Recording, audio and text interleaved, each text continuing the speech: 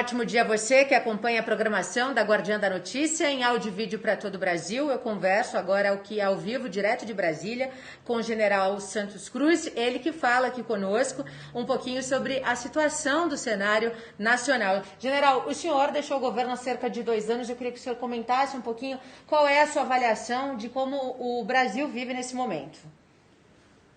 Olha, eu realmente saí do governo em junho de 2019, o primeiro ano de governo, e eu acompanho como um cidadão, né, que tem um interesse de que as coisas se desenvolvam de boa maneira para o país. Eu vejo com preocupação alguns pontos. O primeiro deles é o fanatismo, né? O fanatismo político, o extremismo. Isso aí é um ponto extremamente problemático, porque na minha experiência de vida eu fiquei muito tempo, quase 5 anos em zona de conflito na África, na América Central, e o fanatismo político ele sempre termina em violência. Então isso aí é uma preocupação que eu sempre tenho destacado em tudo que é entrevista, de que isso aí não pode ser tolerado, isso aí não pode ser admitido, a população nossa tem que prestar atenção nisso, não pode dar chance, porque o nível de fanatismo vai aumentando, o nível de desrespeito, infelizmente parece que foi instituído o desrespeito no Brasil, desrespeito entre as pessoas, desrespeito institucional, e isso aí, sem dúvida nenhuma, o final do filme é violência. Então, nós temos que tomar providência para que isso aí não aconteça. Esse é o principal ponto. E em relação ao combate à pandemia do novo coronavírus, como é que o senhor avalia isso? Isso aí é um processo que começou errado, aí vira desastre, e não vejo expectativa de melhora, a não ser por conta da vacinação. A vacinação é que vai trazer de volta a confiança, relacionamento pessoal, familiar, as atividades econômicas, né? E, infelizmente, a gente também se atrasou na vacina, porque da maneira como foi administrado, não tinha como você ter sucesso, né, em todos os pontos. Primeiro, porque era um problema muito desconhecido e ainda é desconhecido. Segundo, que não houve liderança no país, que a liderança no país não percebeu a gravidade do problema. Não uniu o país para essa verdadeira guerra. O país, quando entra numa guerra dessas, ele tem que entrar unido.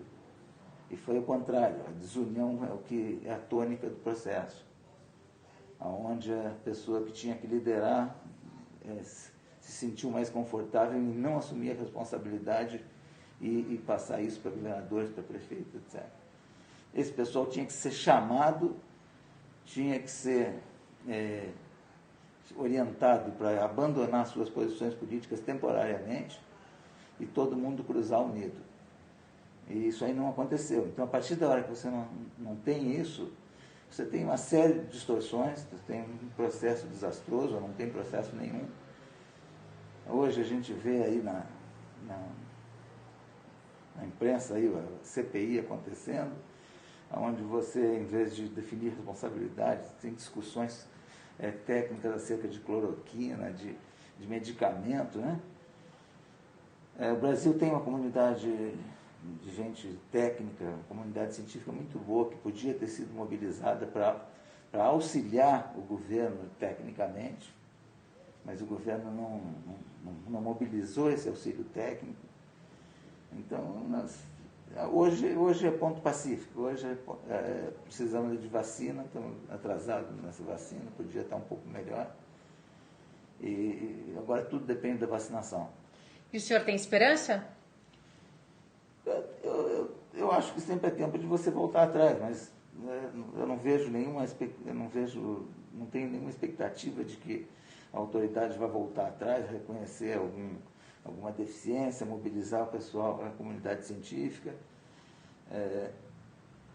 Hoje isso aí vai acontecer no andamento das ações, vai acontecer da maneira que dá, porque na realidade o processo não tem controle. Já passam de 450 mil mortes aqui no país. O senhor acha que esse número poderia ter sido muito menor? Talvez se fosse administrado de outra maneira, talvez, né?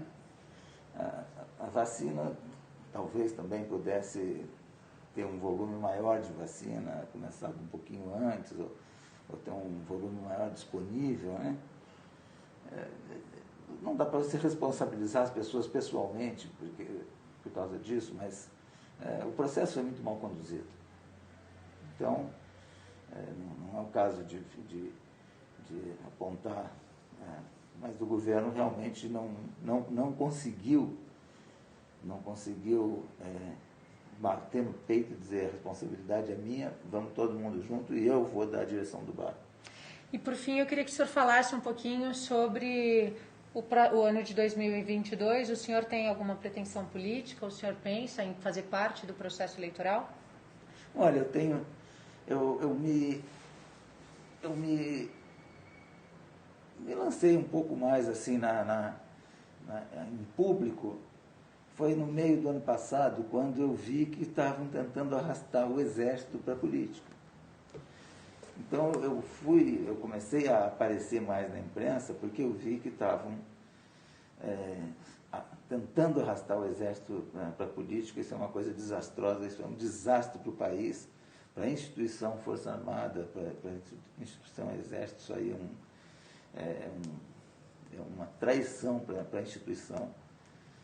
E aí eu fui me manifestar. Quando disseram que o Exército, por exemplo, era o poder moderador entre os poderes, né, legislativo e executivo, eles disseram que não é verdade, não é poder moderador coisa nenhuma, mas os poderes eles têm obrigação de serem harmônicos. Isso aí é uma dívida que eles têm com a população se eles não se harmonizarem. Então, e o poder moderador é a Constituição, são as obrigações, né? A população tem uma capacidade hoje de mobilização muito boa, ela tem que pressionar esses poderes, os três poderes a se harmonizarem. E eu comecei a alertar sobre o problema de arrastar o exército para essa aventura, né? Depois, um segundo ponto foi o que eu falei inicialmente, foi a violência. A quase certeza que eu tenho que o fanatismo vai levar à violência, o discurso irresponsável, já quase que impreparativo para uma violência no caso de uma derrota eleitoral no próximo ano. E hoje tem mais um problema, hoje tem um problema seríssimo, que são as pessoas necessitadas. Esse problema aí do coronavírus, ele criou uma situação terrível para milhões de brasileiros aí. Então, são basicamente esses três problemas. Tem que salvar o pessoal com a vacina e recuperar a atividade econômica. Tem que mobilizar todos os recursos possíveis para o pessoal que está em desvantagem, o pessoal que está vulnerável, aí, que está sem emprego, que está passando fome. Tem que evitar que o fanatismo político, o extremismo leve para a violência. E não pode deixar o exército ser carregado em aventura política, ser utilizado como um instrumento de pressão política, como instrumento de ameaça, etc. Então, eu vejo o cenário para 2022, o próximo ano, um cenário que não é muito bom, uma expectativa de uma polarização entre dois extremos que não interessam para o Brasil. Você tem uma expectativa de um candidato, de um partido que teve a sua oportunidade, né? Se perdeu um pouco no final em escândalos de corrupção, em demagogia de linha socialista, etc. E você tem um governo hoje que está se baseando no fanatismo político, no extremismo, que se mostrou incapaz e, pior de tudo, que não respondeu àquela expectativa dos quase 58 milhões que votaram nele.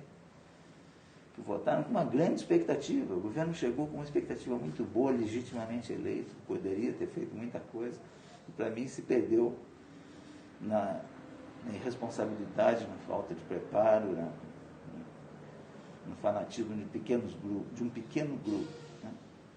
Então eu vejo que esses dois extremos, essas duas situações, elas não interessam para o Brasil.